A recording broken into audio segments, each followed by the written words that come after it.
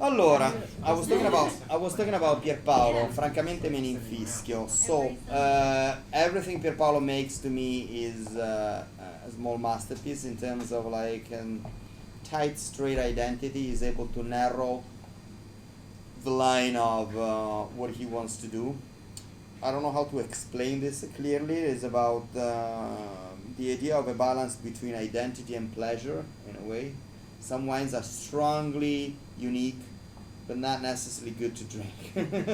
Some other are beautiful to drink, but anonymous. The idea that you can make a wine that is able to be. And he makes Muscadet, that is a white wine. He used to be in a wine club like a couple of years ago. It was a white wine from a sweet grape variety, the aromatic grape variety in a dry version. You had the Rosso di Contrada before. This is the rosé he makes, only a few bottles. Francamente me ne infischio. That is actually the translation of because this is Cabernet Franc, okay?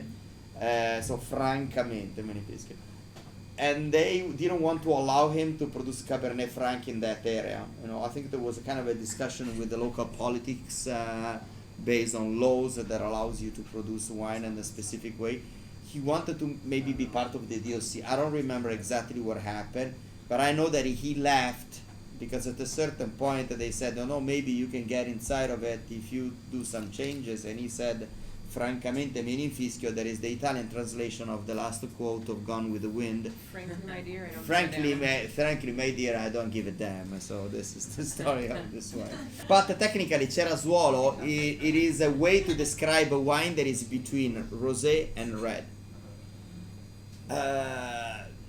This thing of the rosé, in general, my suggestion, try to get rid of all the stereotype, all the things you think you know about wine, because you know nothing about wine. I know nothing too. Is it true? Why rosé are so cheesy? Why rosé are cheap?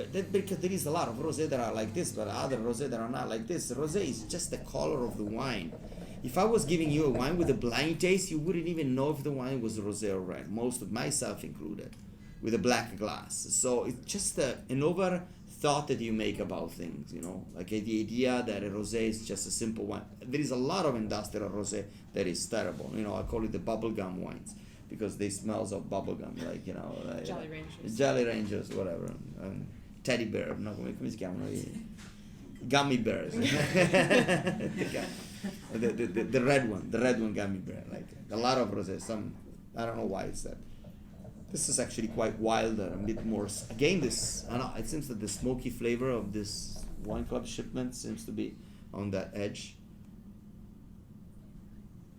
Metallic, rustic, licorice.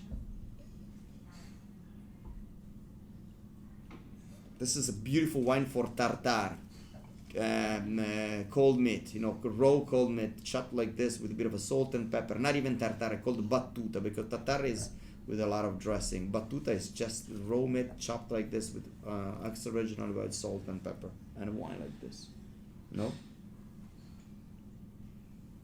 Smells like a Netano wines almost. It should be served chilled, a little more chilled. Yeah, this is not the right temperature to drink it, but. No, it's at temperature you got now. And this kind of a slightly bitterness at the end, dryness. No gummy bears here. No at all. So tight. Buono, veramente buono, sto francamente. You like it? Yeah, it's good. It's really original, isn't it?